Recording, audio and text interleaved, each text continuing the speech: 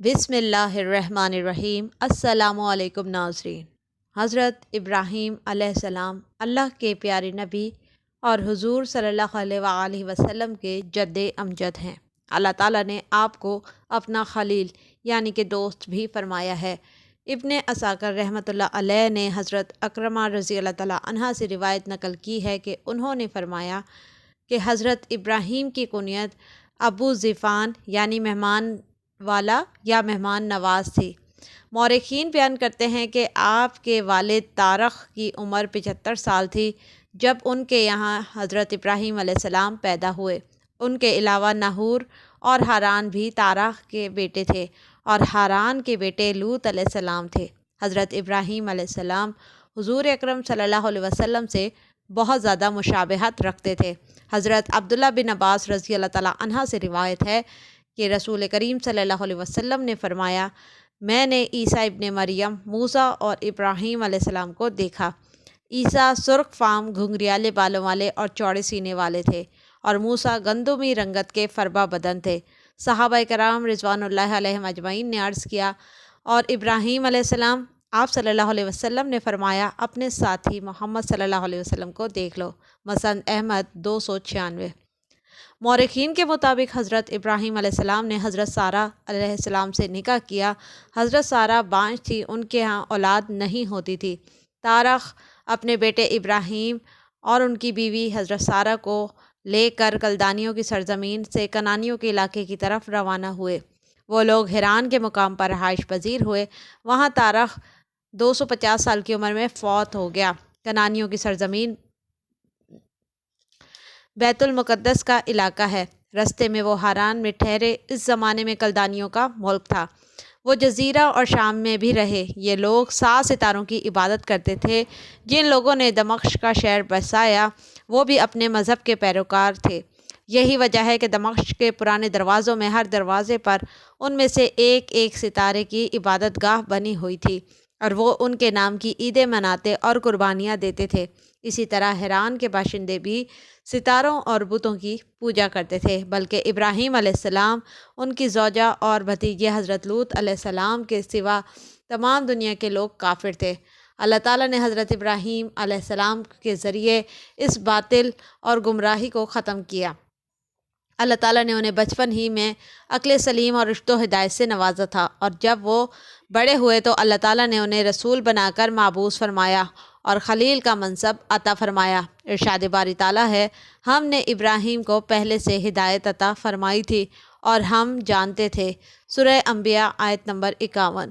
اور سورہ عنکبوت میں اللہ تعالیٰ کا ارشاد پاک ہے، اور ابراہیم کو یاد کرو جب انہوں نے اپنی قوم سے کہا کہ اللہ کی عبادت کرو اور اس سے ڈرو، اگر تم سمجھ رکھتے ہو تو یہ تمہارے حق میں بہتر ہے۔ تم اللہ کو چھوڑ کر بتوں کو پوجتے ہو اور دل سے جھوٹی باتیں گھڑ لیتے ہو۔ بلا شبہ جن لوگوں کو تم اللہ کے سوا پوجتے ہو وہ تم کو رزق دینے کا اختیار نہیں رکھتے، پس اللہ کے ہاں سے رزق طلب کرو اور اس کی عبادت کرو، اسی کا شکر ادا کرو، اسی کی طرف تم لوٹ کر جاؤ گے۔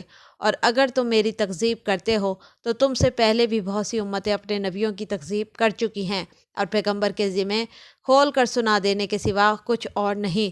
کیا انہوں نے نہیں دیکھا کہ اللہ کس طرح خلقت کو پہلی بار پیدا کرتا ہے، پھر کس طرح سے اس کا اعادہ کرے گا؟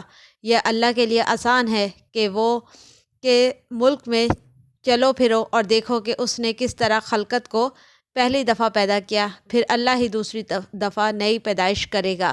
بے شک اللہ تعالیٰ ہر چیز پر قادر ہے، وہ جسے چاہے عذاب دے اور جس پر چاہے رحم کرے، اور اسی کی طرف تم لوٹائے جاؤ گے، اور تم اس کو نہ زمین میں عاجز کر سکتے ہو نہ آسمان میں، اور نہ اللہ کے سوا تمہارا کوئی دوست ہے اور نہ مددگار۔ اور جن لوگوں نے اللہ کی آیتوں سے اور اس کی ملاقات سے انکار کیا وہ میری رحمت سے نا امید ہو گئے ہیں، ان کو درد دینے والا عذاب ہوگا۔ پھر ان کی قوم کے لوگ جواب میں بولے تو یہ بولے کہ اسے مار ڈالو یا جلا دو، مگر اللہ ان کو آگ کی سوزش سے بچا لیا۔ جو لوگ ایمان رکھتے ہیں ان کے لیے اس میں نشانیاں ہیں۔ اور ابراہیم نے کہا کہ تم اللہ کو چھوڑ کر بتوں کو لے بیٹھے ہو، صرف دنیا کی زندگی میں باہم دوستی کے لیے، مگر پھر قیامت کے دن تم ایک دوسرے کی دوستی کا انکار کر دو گے اور ایک دوسرے پر لعنت بھیجو گے، اور تمہارا ٹھکانہ دوزخ ہوگا اور تمہارا کوئی مددگار نہ ہوگا۔ بس ان پر ایک لوط علیہ السلام ایمان لائے، اور ابراہیم علیہ السلام کہنے لگے کہ میں نے اپنے پروردگار کی طرف سے ہجرت کرنے والا ہوں، بے شک وہ غالب حکمت والا ہے، اور ہم نے ان کو اسحاق اور یعقوب عطا کیے اور پیغمبری اور کتاب ان کی اولاد ہی میں مقرر کر دی، اور ان کو دنیا میں بھی ان کا صلہ دیا گیا اور آخرت میں بھی وہ نیک لوگوں میں ہوں گے۔ آپ علیہ السلام کے والد بتوں کو پوجتے تھے، چنانچہ آپ علیہ السلام نے سب سے پہلے ان کو ہی توحید کی دعوت دی، مگر باپ نے آپ علیہ السلام کے ساتھ انتہائی سخت اور دھمکی آمیز رویہ اختیار کیا، جس کا ارشاد سورہ مریم میں ہوا ہے۔ حضرت ابو ہریرہ رضی اللہ تعالیٰ عنہ سے روایت ہے کہ نبی کریم صلی اللہ علیہ وآلہ وسلم نے فرمایا، قیامت کے دن حضرت ابراہیم علیہ السلام اپنے والد آزر سے ملیں گے تو آزر کے چہرے پر گرد و غبار اور سیاہی ہوگی۔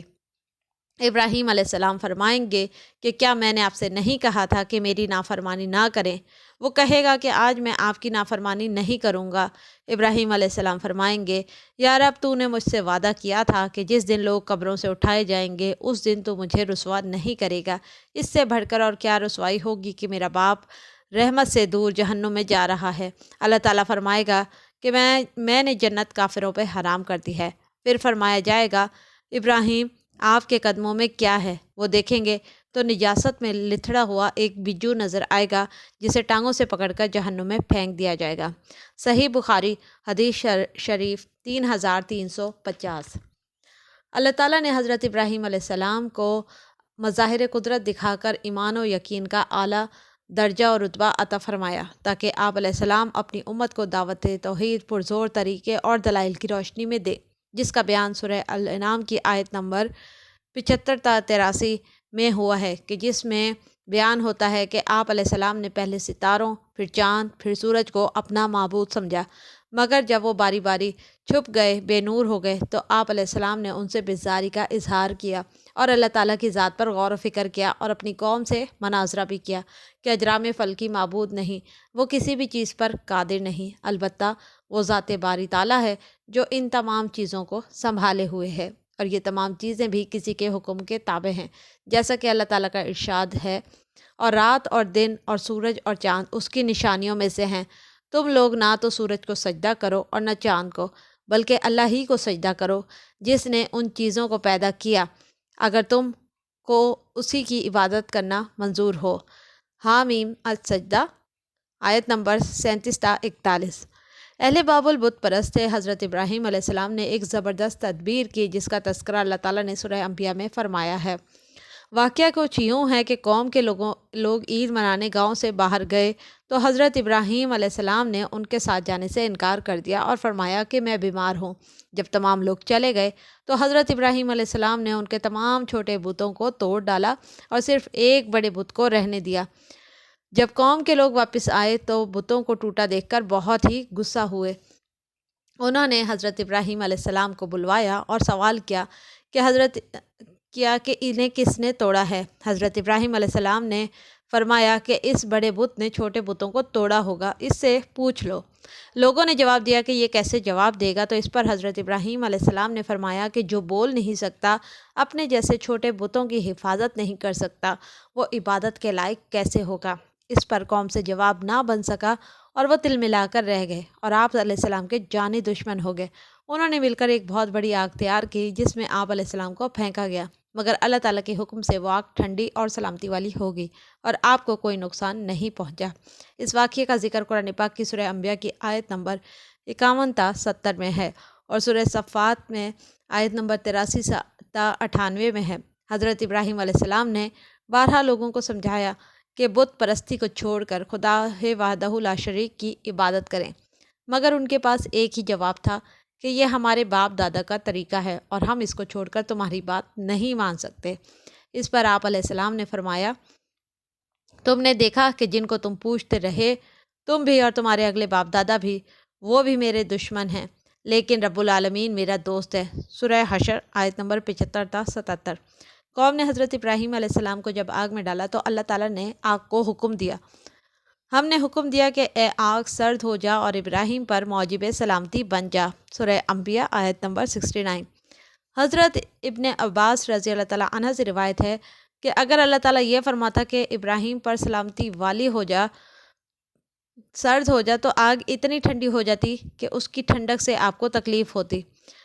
حضرت کعب احبار فرماتے ہیں کہ اس دن پوری زمین کے باشندوں نے آگ سے فائدہ نہیں اٹھایا اور نہ ہی اٹھا سکے، اور آگ نے حضرت ابراہیم کی صرف وہ رسیاں جلائی جن سے وہ باندھے گئے تھے۔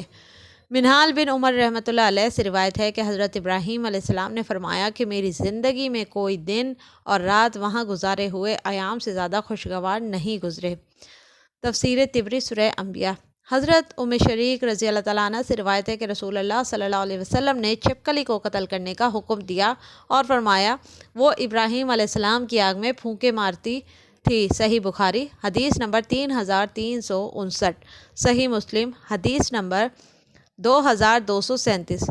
حضرت فاقہ بن مغیرہ کی آزاد کردہ خاتون حضرت صاحبہ سے روایت ہے کہ میں حضرت عائشہ رضی اللہ تعالیٰ عنہ کے ہاں گئی تو ان کے گھر میں ایک نیزہ رکھا ہوا تھا۔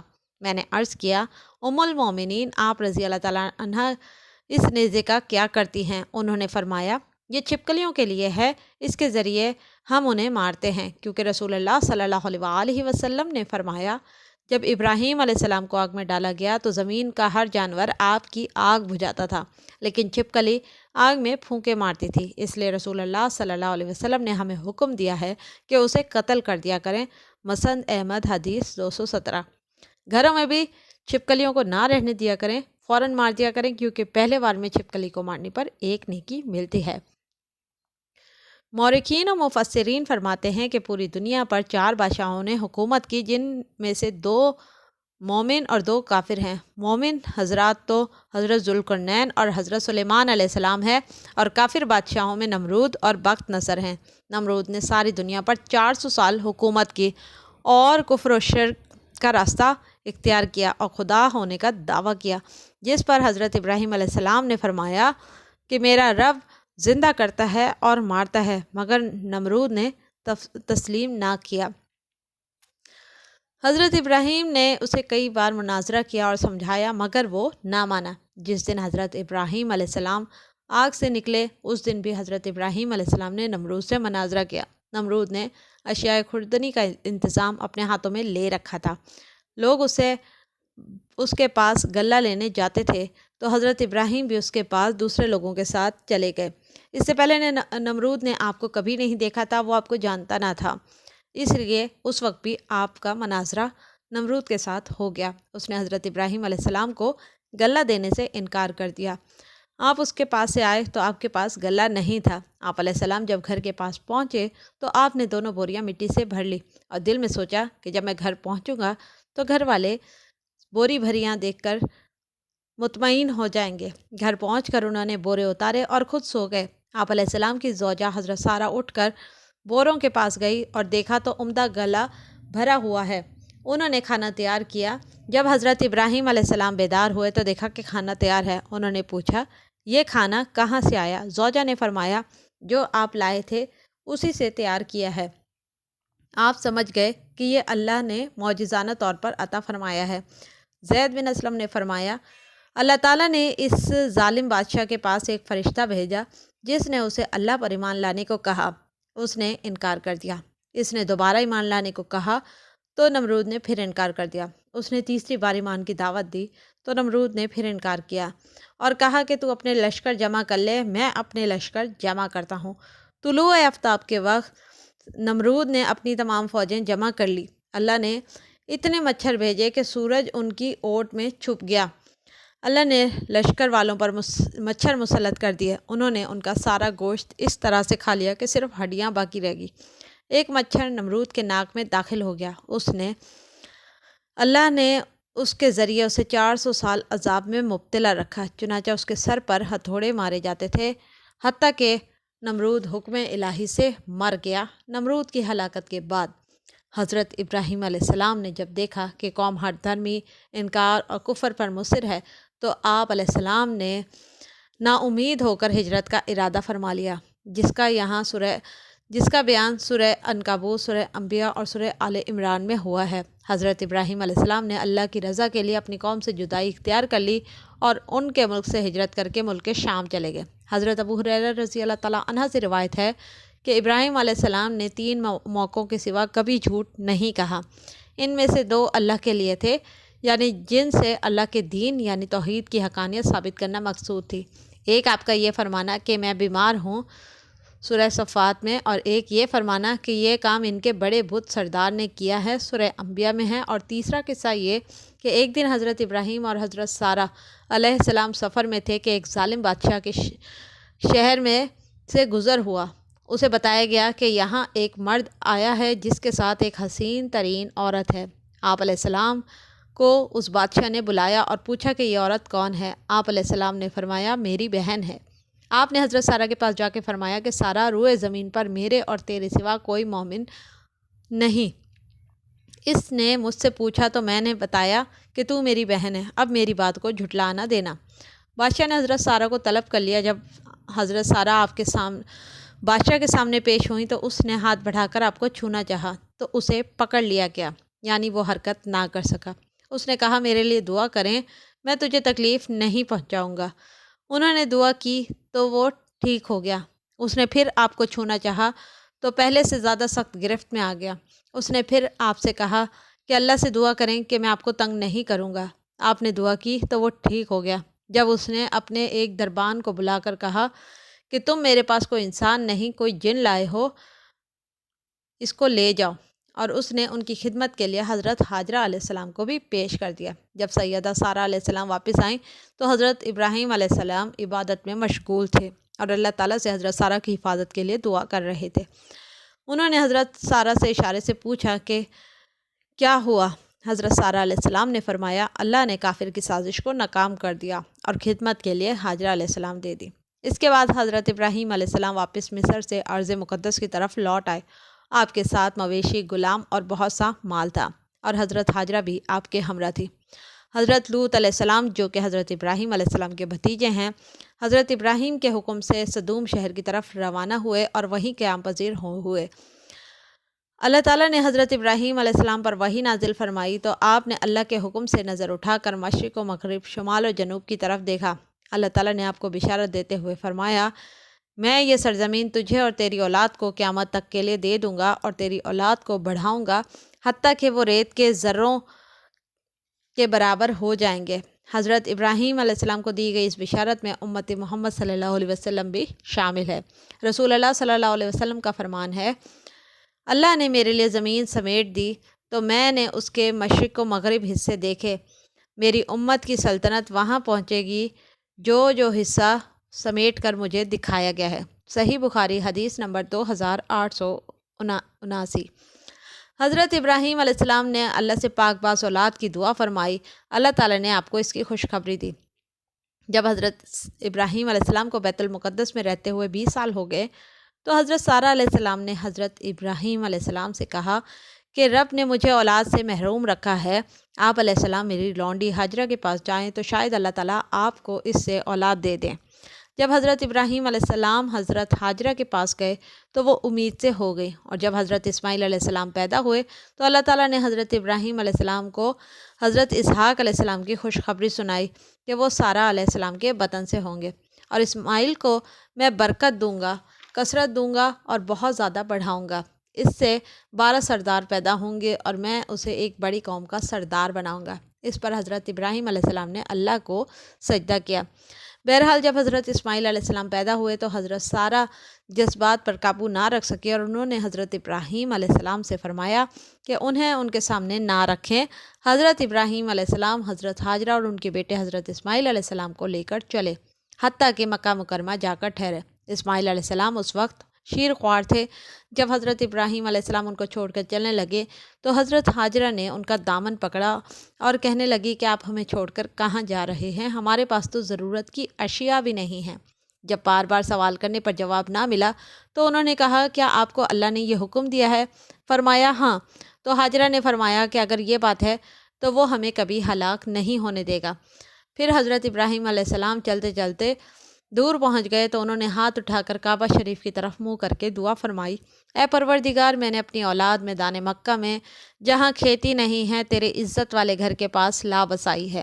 اے پروردگار، تاکہ یہ نماز پڑھ سکیں تو لوگوں کے دلوں کو ایسا کر دے کہ ان کی طرف جھکے رہیں اور ان کو پھلوں سے رزق عطا فرما تاکہ تیرا شکر ادا کریں۔ سورہ ابراہیم۔ اس وقت مکہ میں کوئی انسان آباد نہ تھا۔ حضرت ہاجرہ کے پاس ایک مشکیزہ اور ایک کھجوروں کا تھیلا تھا۔ آپ علیہ السلام اسماعیل علیہ السلام کو دودھ پلاتی اور خود کھجور اور مشکیزے پر گزارا کرتی۔ جب پانی ختم ہو گیا تو آپ علیہ السلام کو پیاس لگی اور اسماعیل علیہ السلام بھی پیاس سے بے چین ہو گئے۔ وہ انہیں تڑپتا نہ دیکھ سکیں، اٹھ کر چل دیں۔ انہیں اپنے قریب کی زمین میں صفا و مروہ کے پہاڑ سب سے قریب معلوم ہوئے۔ وہ اس پہاڑوں پر چڑھ گئی اور پھر وادی کی طرف دیکھنے لگی کہ شاید کوئی انسان آتا معلوم ہو۔ پھر کوئی نظر نہ آیا تو وادی میں اتر کر گھبرا کر دوڑی۔ وہ مروہ پہاڑ پر چڑھ گئی کہ شاید کوئی آتا نظر آئے، مگر نظر کوئی نہ آیا۔ یوں وہ دونوں پہاڑوں پر چڑھ کر دوڑی اور چکر لگاتی رہیں۔ 7 چکر مکمل کیے۔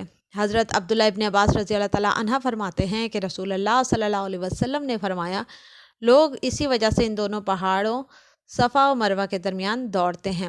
جب آخری چکر میں وہ مروہ پر پہنچی تو انہیں آواز محسوس ہوئی۔ انہوں نے اپنے آپ سے کہا، چپ۔ پھر غور سے سنا تو آواز دی۔ انہوں نے کہا کہ تو نے آواز تو سنا دی، مگر اگر تو مدد کر سکتا ہے تو ہماری مدد کر۔ اچانک انہوں نے دیکھا کہ زمزم کے مقام پر ایک فرشتہ کھڑا ہے جہاں حضرت اسماعیل علیہ السلام ایڑی رگڑ کر رو رہے ہیں۔ وہاں فرشتے نے اپنا پر یا ایڑی مار کر زمین کھود دی۔ حضرت ہاجرہ علیہ السلام اسے حوض کی صورت میں روک کر رکاوٹ بنانے لگی اور چلو بھر کر مشکیزے میں ڈالنے لگی۔ حضرت عبداللہ ابن عباس رضی اللہ تعالیٰ عنہ بیان کرتے ہیں کہ رسول کریم صلی اللہ علیہ وسلم نے فرمایا، اللہ تعالیٰ حضرت اسماعیل کی والدہ پر رحمت نازل فرمائے، اگر وہ زمزم کو بہنے دیتی تو وہ پانی سے چلو نہ بھرتی تو وہ ایک بہتے ہوئے چشمے کی صورت اختیار کر لیتا۔ صحیح بخاری حدیث شریف 3364۔ پھر حضرت ہاجرہ نے پانی پیا اور بچے کو دودھ پلایا۔ فرشتے نے ان سے کہا کہ آپ ہلاکت کا اندیشہ نہ کریں، یہاں اللہ کا گھر ہے جس کی تعمیر یہ بچہ اور اس کا والد دونوں مل کر کریں گے۔ اللہ اپنے لوگوں کو ضائع نہیں ہونے دیتا۔ اس وقت بیت اللہ کی زمین ایک بلند ٹیلے کی سی تھی۔ بارش یا سیلاب کا پانی آتا تو دائیں بائیں سے گزر جاتا۔ اسی طرح وقت گزرتا رہا، حتیٰ کہ وہ بنو جرہم کی ایک خاندان کا وہاں سے گزر ہوا۔ وہ قدا کی طرف سے آ رہے تھے اور مکہ کے نشیبی حصے میں ٹھہرے۔ وہاں انہیں ایک پرندہ منڈلاتا نظر آیا تو بولے کہ یہ پانی پر منڈلایا کرتا ہے، تو ہم تو جب بھی اس وادی سے گزرتے ہیں پانی نہیں ہوتا۔ انہوں نے 2 آدمیوں کو پانی کی تلاش میں بھیجا۔ انہوں نے جا کر پانی کی اطلاع دی تو وہ لوگ آ گئے اور چشمہ زمزم کے پاس حضرت اسماعیل اور ان کی والدہ کو موجود پایا۔ انہوں نے پوچھا کہ کیا آپ علیہ السلام ہمیں اجازت دیتی ہیں کہ ہم یہاں آ کر آباد ہو جائیں؟ تو آپ علیہ السلام نے فرمایا، ہاں آ جائیں، مگر چشمے پر تمہارا کوئی حق نہیں ہوگا۔ انہوں نے کہا کہ ٹھیک ہے، اور اپنے اپنے خاندان کے ساتھ وہاں آ کر آباد ہو گئے۔ اللہ نے اپنے پیارے خلیل حضرت ابراہیم علیہ السلام پر ایک اور آزمائش بھی لانا تھی اور انہیں بڑھاپے میں عطا ہونے والے اکلوتے بیٹے کو اللہ کی راہ میں قربان کرنے کا حکم دیا۔ آپ علیہ السلام نے یہ حکم ربی جب بیٹے کو سنایا تو فرما بردار بیٹا فوراً تیار ہو گیا۔ اس آزمائش پر پورا اترنے کا انعام جنت سے قربانی کی صورت میں ملا، اور پھر یہ سنت ابراہیمی تا قیامت مسلمانوں پر مقرر کر دی گئی۔ سورہ صفات میں اس واقعے کا ذکر ہے۔ پھر اللہ تعالیٰ نے حضرت ابراہیم کو بڑھاپے میں اور ان کی بیوی کو بڑھاپے کے ساتھ ساتھ بانجھپن میں اولاد کی خوشخبری فرشتے کے ذریعے دی۔ انہوں نے خوشی کے ساتھ تعجب کا اظہار کیا، جس کا بیان سورہ ہجر، سورہ عنکبوت اور سورہ ہود میں بھی ہوا ہے۔ تعجب کی وجہ یہ تھی کہ دونوں بوڑھے تھے اور حضرت سارہ ہنس پڑی کہ ہائے میں بڑھیا اس بڑھاپے میں بچہ جنوں گی۔ تو فرشتے نے حضرت اسحاق کے ساتھ یعقوب علیہ السلام کی بھی بشارت دی، تو ہم نے اس کو اسحاق کے بعد یعقوب کی خوشخبری دی۔ سورہ ہود آیت نمبر 71۔ پھر اللہ تعالیٰ نے دعوت توحید قبول کرنے والوں کے لیے کعبۃ اللہ کی تعمیر کرنے کا حکم دیا تاکہ فرزندان توحید اس گھر کا طواف کریں اور یہاں آ کر نمازیں ادا کریں، جس کا بیان سورہ حج، سورہ آل عمران اور سورہ بقرہ میں ہوا ہے۔ سورہ آل عمران میں یوں بیان ہوتا ہے کہ پہلا گھر جو لوگوں کی عبادت کرنے کے لیے مقرر کیا گیا تھا وہی ہے جو مکہ میں ہے، بابرکت ہے اور جہان کے لیے موجب ہدایت ہے۔ اس میں کھلی ہوئی نشانیاں ہیں، جن میں سے ایک ابراہیم کے کھڑے ہونے کی جگہ ہے۔ جو شخص اس مبارک گھر میں داخل ہوا اس نے امن پا لیا، اور لوگوں پر اللہ کا حق فرض ہے کہ جو اس گھر تک جانے کا مقدور رکھے وہ اس کا حج کرے، اور جو اس کے حکم کی تعمیل نہ کرے گا تو اللہ بھی عالم سے بے نیاز ہے۔ حدیث شریف میں ہے کہ اس شہر کو اللہ تعالیٰ نے اس دن ہی محترم قرار دے دیا تھا جس دن آسمانوں اور زمین کو پیدا فرمایا۔ وہ اللہ کے حکم کی وجہ سے قیامت تک کے لیے قابل احترام حرم ہے۔ صحیح بخاری حدیث نمبر 1587، صحیح مسلم حدیث نمبر 1353۔ جب حضرت ابراہیم علیہ السلام اور حضرت اسماعیل علیہ السلام کعبہ شریف تعمیر کر رہے تھے تو تعمیر کرتے وقت دعا فرماتے جاتے، اور جب ابراہیم اور اسماعیل بہت بیت اللہ کی بنیادیں اونچی کر رہے تھے تو دعا کرتے تھے کہ اے پروردگار ہم سے یہ خدمت قبول فرما، بے شک تو سننے والا اور جاننے والا ہے۔ اے رب ہم کو اپنا فرما بردار بنائے رکھنا، اور ہماری اولاد میں سے بھی ایک گروہ کو اپنا مطیع بنائے رکھنا، اور اے رب ہمیں طریقہ عبادت بتا اور ہمارے حال پر رحم کے ساتھ توجہ فرما، بے شک تو توجہ فرمانے والا مہربان ہے۔ سورہ بقرہ۔ حضرت ابراہیم علیہ السلام نے ایک اور عظیم دعا بھی فرمائی کہ اے اللہ انہی میں سے فصیح و بلیغ اور خالص زبان بولنے والا رسول مابعوث فرما، تاکہ دونوں طرح کی نعمتیں مکمل طور پر حاصل ہو جائیں، یعنی دنیا کی نعمت بھی اور دین کی نعمت بھی، دنیا کی سعادت بھی اور آخرت کی سعادت بھی۔ اللہ تعالیٰ نے یہ دعا قبول فرمائی اور اسماعیل علیہ السلام کی نسل سے حضرت محمد مصطفیٰ صلی اللہ علیہ وسلم کو مابعوث فرما کر نبوت اور رسالت کا سلسلہ آپ پر ختم فرمایا، اور ایسا کامل دین آپ کو عطا فرمایا کہ جو پہلے کسی قوم کو نہ ملا تھا۔ آپ صلی اللہ علیہ وسلم کی دعوت دنیا کی ہر قوم، ہر زبان، ہر علاقے، ہر ملک، بلکہ قیامت تک کے تمام لوگوں کے لیے عام فرما دی گئی ہے۔ حضرت ابراہیم علیہ السلام 175 برس کی عمر میں فوت ہوئے۔ آپ کی قبر مبارک آپ کی زوجہ محترمہ کے قبر کے قریب ہی ہے۔ آپ کی تدفین حضرت اسحاق علیہ السلام اور حضرت اسماعیل علیہ السلام نے کی۔ آپ علیہ السلام نے فرزندان توحید کے لیے اصرار و قربانی کا بہترین نمونہ چھوڑا، دین حق کی تبلیغ کے لیے ہر قسم کی تکالیف اور مصائب برداشت کیے اور قربانیاں دی۔ اللہ کی راہ میں آگ میں داخل ہونا پڑا تو داخل ہوئے، والدین سے دور ہونا پڑا، وطن سے ہجرت کرنی پڑی، بیٹے کی قربانی کی آزمائش سے گزرنا پڑا تو آپ نے یہ سب تکالیف برداشت کی، بڑھاپے میں ملنے والی اولاد پر سجدہ شکر بجا لائے۔ آپ کے اس رضا و رغبت اور اللہ کے لیے ہر قسم کی قربانی دینے کے لیے ہر دم تیار رہنے میں ہی بنی نوع انسان کے لیے بہترین اسوا موجود ہے۔ اسی لیے آپ علیہ السلام حضرت محمد صلی اللہ علیہ وسلم کے بعد سب سے افضل رسول ہیں، اور ہر نمازی کو یہ حکم دیا گیا ہے کہ نماز میں آپ علیہ السلام پر بھی درود و سلام پڑھے، یعنی نماز میں درود ابراہیمی کو پڑھنا فرض قرار دیا گیا ہے۔ اللہ تعالیٰ سے دعا ہے کہ رسول کریم صلی اللہ علیہ وسلم کے صدقے اور ان کے جد امجد حضرت ابراہیم علیہ السلام، حضرت اسماعیل علیہ السلام کے صدقے تمام امت مسلمہ کو ہدایت اور صراط مستقیم کا راستہ عطا فرمائے، ہم سب کی مغفرت فرمائے، اور ہماری اولادوں کو دنیاوی اور آخروی فتنوں سے محفوظ و مامون رکھے، اور سب کے حق میں یہ دعا قبول فرمائے۔ آمین ثم آمین۔ ویڈیو پسند آئی ہو تو صدقہ جاریہ کے طور پر اس کو لائک اور شیئر کیجئے، ہمیں اپنی دعاؤں میں ضرور یاد رکھا کیجئے۔ ہمارے چینل انفو جسٹ انفو کو اگر ابھی تک سبسکرائب نہیں کیا تو پلیز سبسکرائب کر لیجئے، اور اگلی ویڈیو تک کے لیے اجازت دیجئے۔ اللہ حافظ۔